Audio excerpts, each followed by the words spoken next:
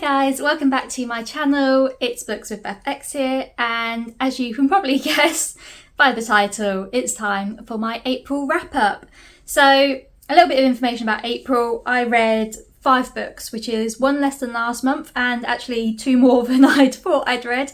But to be fair, 2 of the books I had pretty much finished almost in March, so I don't know. But I have technically read 5, so yeah, it was quite an interesting month because I think I mentioned a few times already, but in April I had my birthday, so I was away for a day for that, and then was like seeing family, so didn't have much time for reading around that time. And then I was away in Newcastle with my job for 2-ish days in total, and there was like no time for reading with that because I was working. Everyone else was having a good time. Marketing. If you run events and you're working marketing, you don't really get much time to play when you're at those sort of things, but it's fine. But yeah, I didn't get much time to read then. And then me and my boyfriend went away to Budapest, which there might be a video, or there will be a video going up on my TikTok at some point of my trip there, a little short one. But we went to Budapest for 4 days, 3 nights, and as you know, with any city break, there's not really much chance to sit and read. I tried to read on the flight going over there. Didn't work very well because we were up at 3:30 to get the flight. The flight was at 8 a.m, but obviously you got to get to the airport and stuff like that. So I was a bit too tired to read then, and then I did do a bit of reading on the flight back. But yeah, it's one of those holidays where I think we averaged like 80,000 steps across the 4 days, maybe even more than that. And that included the final day where we only had a few hours in the city. But it was just one of those things where when you get back to the hotel room, usually you get back late because you've been out eating and drinking and stuff. When you do get back, the last thing you want to do is open up your book. So I did not get a lot done. But hey, all of them are passed over to May, and I still really want to read all the books that are on my TBR. So yes. And also, if you've missed my May TBR, I will link that right now. It'll be up here at the top of the screen. I'm probably on the wrong side, but it'll be at the top of the screen, so you can go give that a watch. Anyway, we're not here for that. We're here for what I read in April. So yes, I read 5 books in total, with varying success. Actually, there's a few 5 stars in here. But yeah, so what I'll do, I will mention all the books that I read with their rating and then like a mini review. If you want an in-depth review, let me know and I will post something on my TikTok, because that's where I normally post my little, they're roughly about 3-minute reviews. And then once I've done that part, I'll go on to the stats, because I know there's people out there who love the stats, because I quite like looking at people's stats as well. So what was the first book I read? Well, it was actually one I listened to because it was an audio book. It was Educated by Tara Westover. Now, if you were watching my vlogs, you'll hear a bit about that on there. But in the end, I gave this 5 stars. So yeah, very, very successful, very interesting read. I'm quite into my memoirs at the minute, and it was very different to the other 2 that I've read before, because actually it's kind of similar to I'm Glad My Mum Died, which is behind me because of the whole hatred of parents type thing, or even idolising of parents and then getting out of that situation and realising, maybe my parents weren't normal. So I guess it is quite similar to that. It's very different to Becoming by Michelle Obama, though, I will say that. But it's very good. Highly, highly recommend reading it or listening to it. The audiobook was incredible. Obviously I can't comment on the format of the book, but the audiobook, yeah, that was really good. I do recommend giving that a listen. But it's just so shocking, the stuff she had to go through, the poor girl. So if you don't know, Educated is Tara Westover's memoir. Tara Westover's family were kind of, I wouldn't say they're a cult because the only the family members were in this group. But they were sort of ultra-Mormon, survivalist type people. They were very much live life by the Bible. So they were frowning on women that dressed slightly different, that weren't fully following the religion 100% perfectly. She had a lot of problems when she went to university for the first time, and stayed with some roommates who were Mormons, but they weren't as Mormon as she was. And she was kind of like, well, they're not Mormons then, are they? Because they're not as religious as I am. And yeah, their family, they try to live off the grid. Her father was a massive survivalist, so they were stocking up on things like fuel and things like that. He also ran a scrapyard that all the children had to work on. and there was a lot of very traumatic things that happened on that scrapyard in terms of injuries, and two of her brothers almost burnt to death. She almost lost limbs. It was just like, yeah, not a very nice situation for her to be in. But of course, with all memoirs, especially this one and I'm Glad My Mum Died, the growth that she went through throughout the story, but she also did kind of retreat back in herself a little bit at times as well. But that was just incredible. She basically went from this timid, shy girl who didn't know how to speak to anyone didn't want to speak to anyone because they weren't as Mormon as she was. Going from that to being able to have boyfriends and making new friends, especially when she travelled over to Europe and to London especially, not London, Cambridge. She made a whole new group of friends there with other international students, and it was really nice to read. And in the end, I don't want to spoil too much, but the ending was really nice as well. So highly recommend that. It's 5-star. It was quite a long book, but yes, definitely give that a read/listen. And then the second book that I read this month, which again I have mainly finished in March, was Hidden Pictures by Jason Rekulak. And if you've seen my vlog on this book, you will know my thoughts. I read this for the Goodreads Choice Awards challenge. This won the horror section, but I gave it 2 stars. It wasn't great. I actually ended up rounding down my rating after reading other people's reviews. So Hidden Pictures is a horror story about a young woman who was previously a drug addict. So we've got the the unreliable narrator already in the story. She's 21 and she's now a recovering addict from opioids. She was basically got addicted to opioids.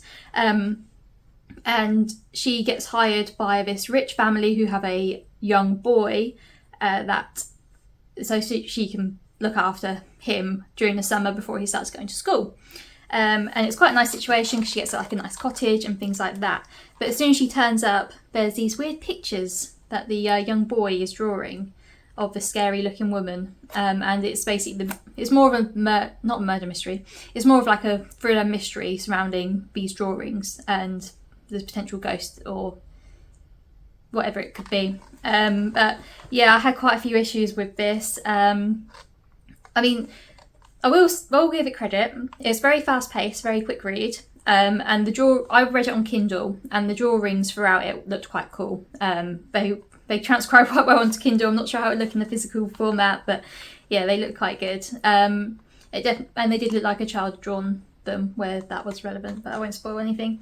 But what did I dislike? So for one thing, the bad guy character was a good character, and then they completely flipped and almost had they were almost like they were bipolar, or even like Jekyll and Hyde syndrome. They were nice and then they weren't. Does that make sense?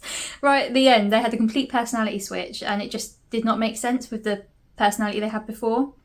So that was that one thing. For another thing, it was not a horror at all, so it should not have been put in the horror category. It should have probably been in the mystery one.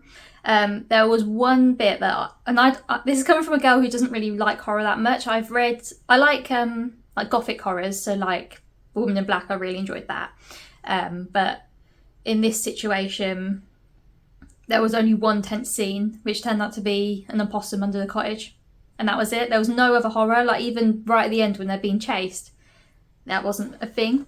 But the main thing I disliked, I'm a lefty, and the two parents she's living with are like scientist lefties, like extreme lefty though. So for example, she couldn't say things like, oh my God, or wear like a crucifix or anything like that, because obviously she's ultra Christian, obviously.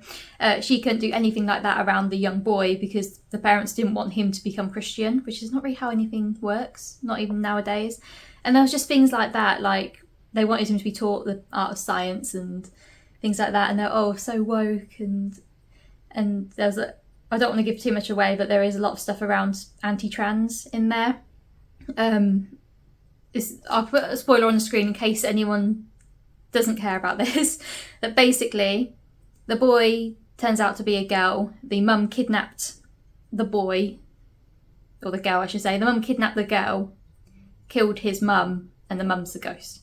Okay, that's a whole spoiler. That's the whole plot. Okay, so I hope you skipped over this if you haven't read it, or don't want to read it, or sorry if you want to read it. But yeah, so the mum kidnaps the girl, forces the girl to be a boy, and makes them live as a boy, and like registers for them for school as a boy, and the nanny's not allowed to take him to the toilet because then obviously they'll find out. And it's just very much like the author is saying this is what all trans children are. They're all forced to be trans by woke parents, sort of thing. And it's just like, no, that's not the situation. And the child throughout it is trying to wear like girly colours and doesn't want to play trucks with the boys and things like that because obviously she wants to do more feminine things, which is her choice. And yeah, it just seems like the author is just taking the piss out of taking the piss out of lefties. So yes, that is really what bumped my rating down to a 2 star. So there was a couple of redeeming elements in there, so we'll give it that. But then I did read another 5 star, which was Kindred by Octavia E. Butler. Now this has been on my list for so long. It's been on my list ever since I saw Emily Fox read it, Books with Emily Fox on YouTube. She's like my favourite YouTuber. I'm a bit of a fangirl. But yeah, I've been wanting to read this ever since I saw her read it, and I just loved it. Gave it 5 stars. So this is a very interesting book. Octavia E. Butler is kind of a prolific, she's a black author. She mainly writes sci-fi / fantasy type books. So she's written a lot of like pandemic style stories and like apocalyptic style dystopian ones. But this is a little bit different to those other works. So this is a sci-fi. You have a woman called Dana who's black who lives in 1976. And then all of a sudden she gets teleported back in time to 1815, where obviously slavery is still a thing. This is in America. And she basically keeps going back to a time when a white slave owner, he starts off as a child, but a white slave owner almost dies and she has to save him each time.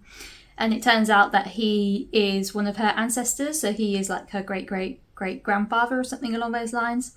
So she has to save him, but at the same time he's an awful person.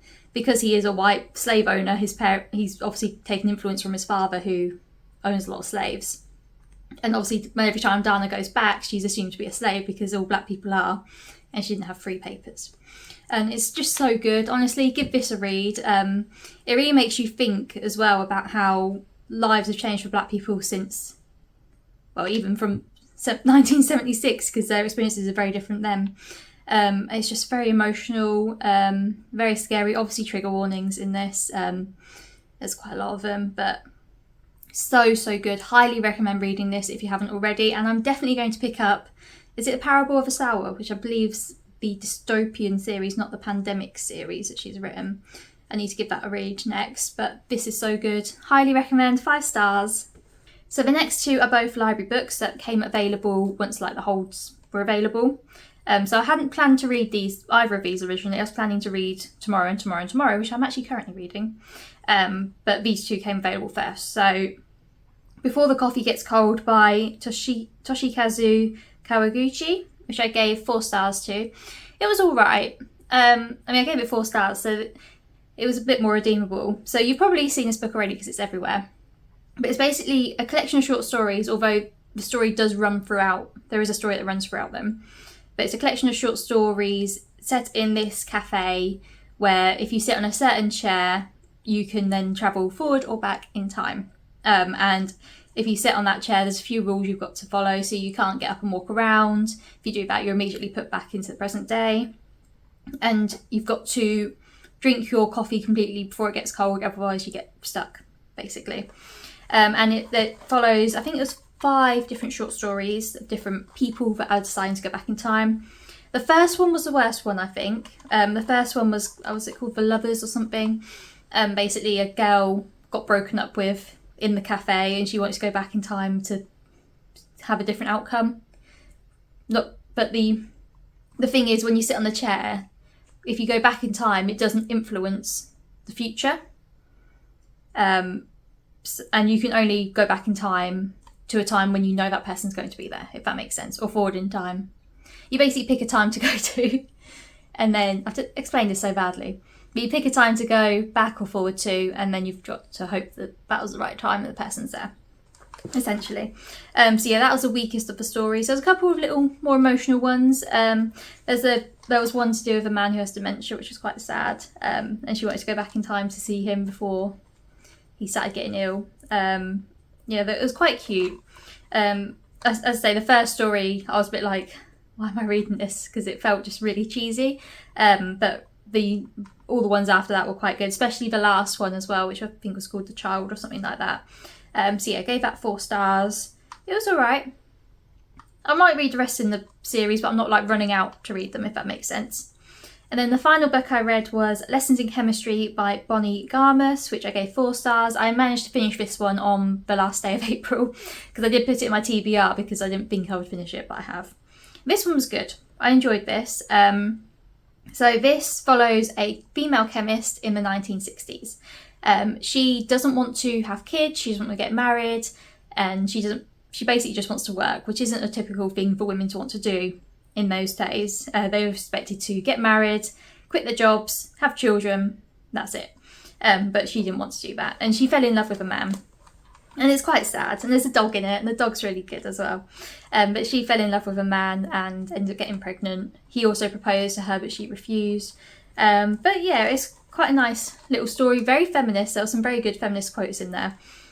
She was always fighting for what she believed in, and she was helping other women realise what they really want out of life. She's a very good main character. I can't think what her name is. I've just read it. Elizabeth. Elizabeth's a very good main character. Although sometimes you feel like the feminism was being pushed on you, which as a feminist that is quite something to say. But it was quite interesting knowing those perspectives, and it also is quite scary reading that and looking at what America is doing at the minute as well, especially around abortion, and then there's quite a lot around contraception coming out as well and things like that, and I can see them trying to push to go back to those times. So yeah, definitely recommend giving that a read. I did give it 4 stars in the end. Maybe I should have pumped it up a bit, but no, 4 stars is my final rating for that one.